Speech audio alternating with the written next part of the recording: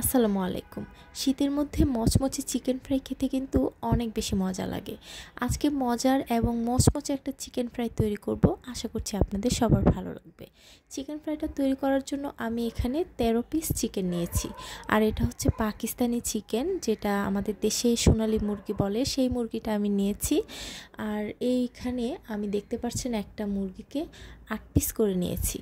তো এখানে আমার 13 পিস চিকেন আছে। আমি ভালো করে ধুয়ে পরিষ্কার করে তারপরে পানিটা ঝরিয়ে নিয়েছি। এখন 1 চা চামচ আদার পাউডার আর 1 চা চামচ গরম মশলার পাউডার, হাফ লেবুর রস দিয়ে দিচ্ছি।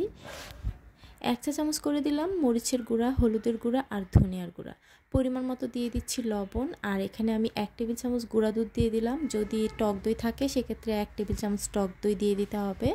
আর এখানে আমি দিয়ে দিলাম 1 টেবিল চামচ সয়া সস আর 1 টেবিল চামচ টমেটোর সস। সব কিছু এবার হাত দিয়ে খুবই ভালো মতন মিশিয়ে নেব। এরপর রেস্টে রেখে দিব কমপক্ষে আধা ঘন্টার জন্য।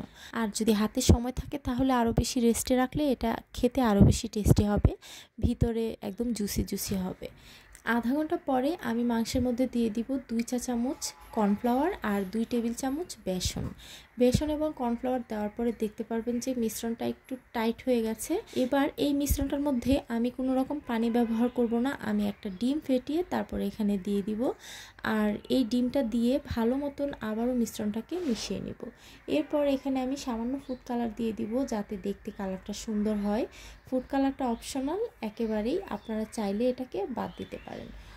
আর আমি আপনাদেরকে একটা চিকেনের পিস উঠিয়ে দেখাচ্ছি, মাংসের যে কোটিংটা সেটা কতটা সুন্দর করে মাংসের সাথে লেগে আছে। আর এই চিকেন ফ্রাইটা ফ্রাইড রাইস, পোলাও, বিরিয়ানি, তারপরে আপনারা যদি নান বা পরোটা, রুটির সাথে পরিবেশন করেন, এটা কিন্তু খেতে অনেক বেশি টেস্টি হয়। আপনারা বাসায় একবার ট্রাই করবেন। আর চিকেনগুলোকে আমি ভাজার জন্য চুলায় তেল গরম করে নিয়েছি।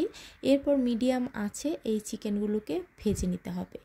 যখন এক পাশ ভালো মতন শক্ত হয়ে যাবে তখন উল্টে আরেক পাশ দিয়ে তারপরে উল্টে পাল্টে যখন চিকেনটা বুঝতে পারবেন যে সিদ্ধ হয়ে গেছে বা মচমচে হয়ে গেছে, তখন চিকেনটাকে উঠিয়ে নিতে হবে।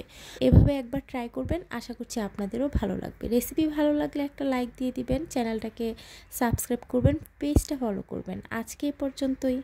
আল্লাহ হাফিজ।